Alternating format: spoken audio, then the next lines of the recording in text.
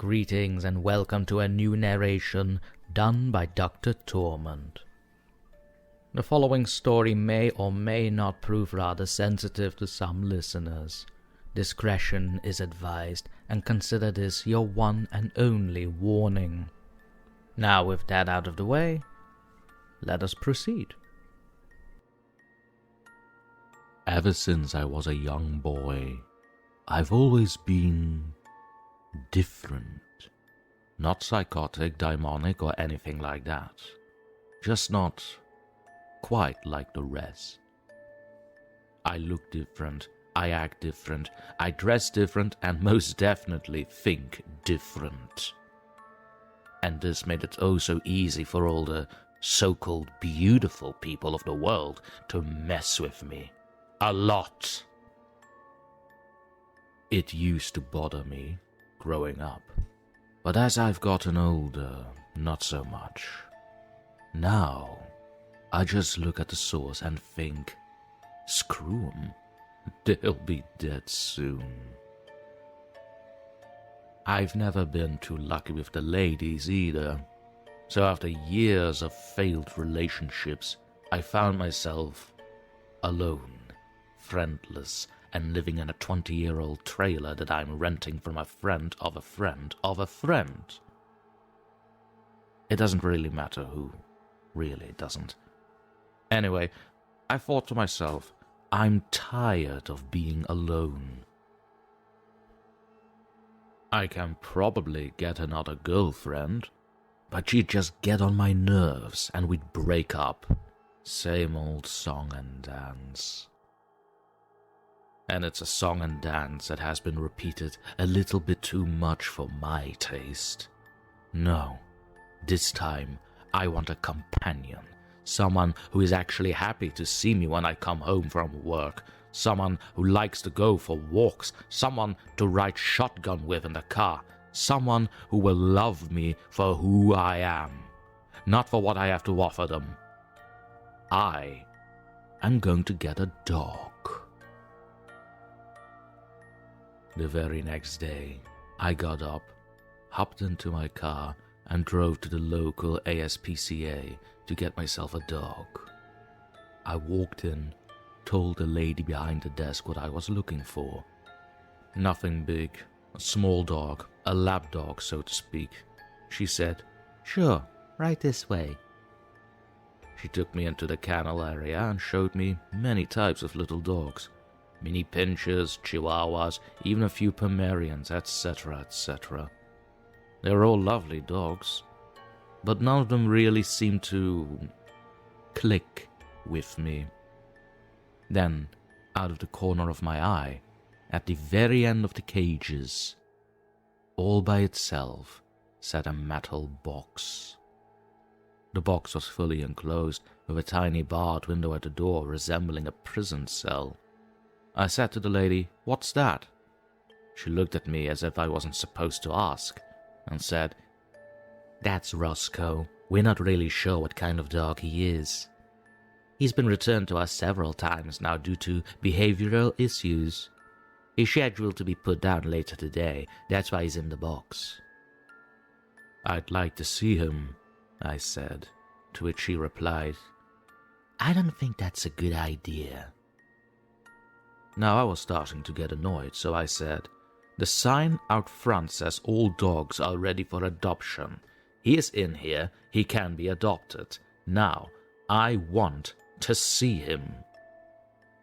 She finally relented and said, "Yes, sir," with a "you're going to regret it" tone, and took me over to the box, unlocked it, opened it naturally, and there I saw him.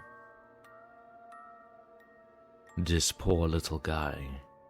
He looked rough. His brown fur was matted to his body.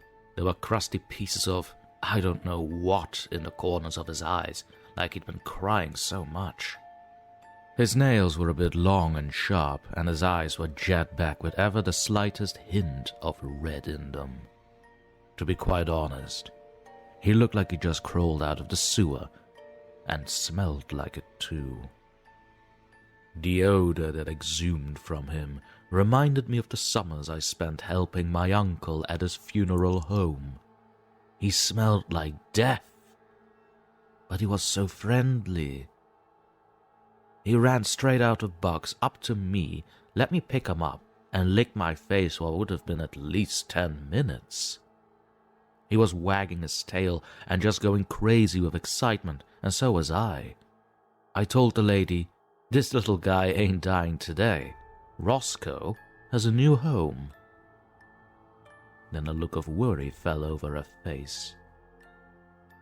After filling some paperwork and getting his dog license, I took Roscoe home. First on the agenda was a much-needed bath. He was rather calm in the bath, seemed to enjoy it really. After that, I dried him off and brushed him out. I had to use one of my old brushes, since I didn't have a dog brush. We went to the local pet store next. I won't mention the name of the place due to legal matters. I'll just say that the people there are, well, quite smart about pets.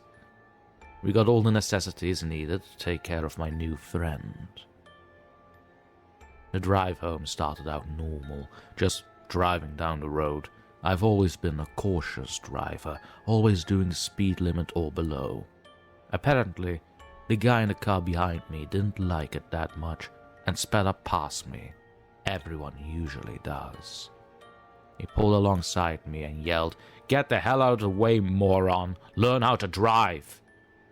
Roscoe went crazy, barking and jumping up the dash as the guy passed, growling, showing his teeth, drooling and clawing at the dash. The red tint in his eyes was becoming more and more apparent. He began banging his head against the windshield in a crazed attempt to get at the guy, hitting it so hard it split his forehead open. Blood running down his face on the windshield and dash. Oh my god, what the hell was even happening? "Roscoe, calm down, stop! Roscoe, stop!" I finally had to pull on the side of the road, and Roscoe was still frantic. I threw an old shirt over him so he couldn't see, grabbed him, telling him it's okay, over and over again. His body went limp. I thought he was dead. I pulled the shirt from over him, and the second I did, his eyes opened, and he was so wide-eyed and bushy-tailed and ready to play, like nothing ever happened. What the hell? I took the shirt and held it over his forehead, just to stop the bleeding. At home, I washed him up fully, cleaning the dash and windshield as well. We spent the rest of the day playing in the yard and hanging around the house so he could get used to his new home. Now, the trailer park I live in, it isn't the best place to live at. The lot rent is cheap, don't get me wrong, but that's the only good thing about it. It's a dirt road in a U shape with trailers running parallel with the road on both sides. This is apparently where the term trailer trash came from. It's not that the people are bad or anything. It's just cleanliness isn't their way of life. Old refrigerators, car parts, and various other piles of junk clutter in their yards. The trailer at the end in front of the park had been, raided, for lack of a better word, a couple of times by local police, and there's always cars pulling in and out of there. I think they're selling drugs. But that's none of my business. In the middle of the park is what the park manager calls a playground. It consists an old beat-up swing set, a rickety metal slide, and a sandbox that most of the cats around here use as a litter box. Most of the older folks here just sit out there and talk all day. No kids ever play there, but, who can blame them? It's a lawsuit waiting to happen. The night I realized Roscoe was the perfect friend for me came about 2 months later. That night, while taking him out for a walk around the park before going to bed, we passed the old playground. Something told me not to cut through there, just complete the circle around the park and go home. But it was so close to my house, and I was really tired. At the playground, there were two guys I'd never seen before, and, of course, black hoodies, just hanging out. One on the swing, the other on the slide, and as I passed them, I heard the guy on the swing say, "Nice dog. Can I pet him?" I said, "Sure." As the one guy bent down to pet Roscoe, I heard the cocking of a gun and felt the barrel press hard against the back of my neck. "Give me your frickin' money or you're dead!" The guy from the slide who now had a gun shouted at me. The other guy leapt up and grabbed me, slamming me against the slide, gripping the leash in the process. What happened next sent shivers down my spine and filled me with excitement at the same time. Roscoe went insane. His eyes turned a bright red, skipping the growling and clawing part, and went straight for the guy's neck. He leapt up from his sitting position and grabbed the guy's throat, digging his claws into the side of his neck and ripping out his voice box purely with his teeth. Blood spewed everywhere like a red fountain as the guy fell to the ground, Roscoe still attached to him. And then the guy with the gun, he actually ran like a bitch. The bleeding guy on the ground was gasping for air, blood pouring out of his mouth and a hole in his throat as he choked in it. He tried to hit Roscoe to get him off, but my boy was relentless, biting and clawing at the guy's face, ripping and tearing his eyes out, part of his cheek and his entire nose down to the socket. Maybe I'm wrong for this, but I don't care.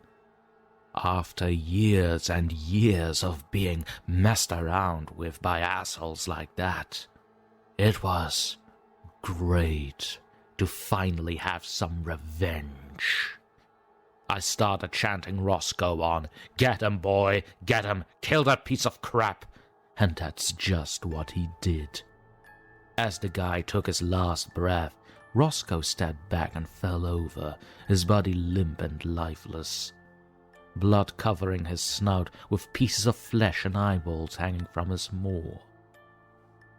2 seconds later, he sprung back to life, happy and energetic, chewing on the eyeball pieces like a play toy. "Good boy, Roscoe," I said.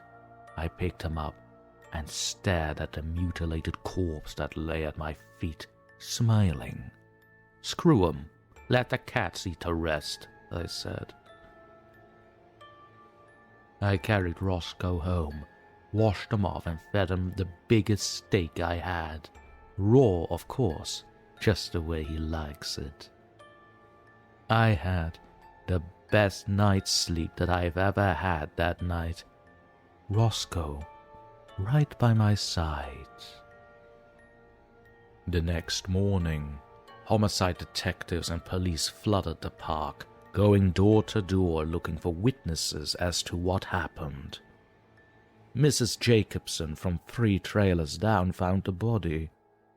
She had to be given oxygen and a ride into the ambulance to get checked out. Apparently, it traumatized her dad badly. I'm sorry, Mrs. Jacobson. I really am. When the cops came to my door, I, of course, saw nothing, and Roscoe was on his best behavior, laying on the living floor pretending to be asleep. I watched the coroner carry the body away. The cops finished up and went away themselves. I asked my neighbor what happened, and she said, "Some poor guy was mauled to death last night. The cops think it was some kind of wild animal that escaped from the circus that came through about a year ago and attacked him.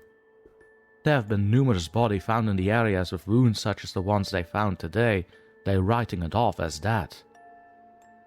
Roscoe and I couldn't be happier together. He has a loving home, and I get to seek revenge.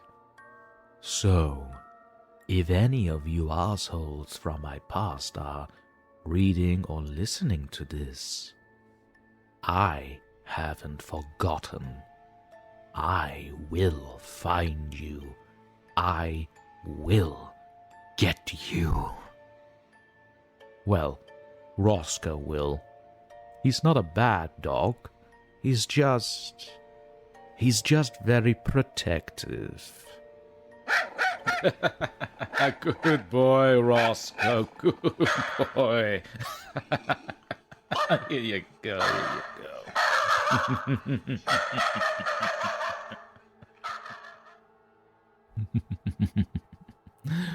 Such a good boy.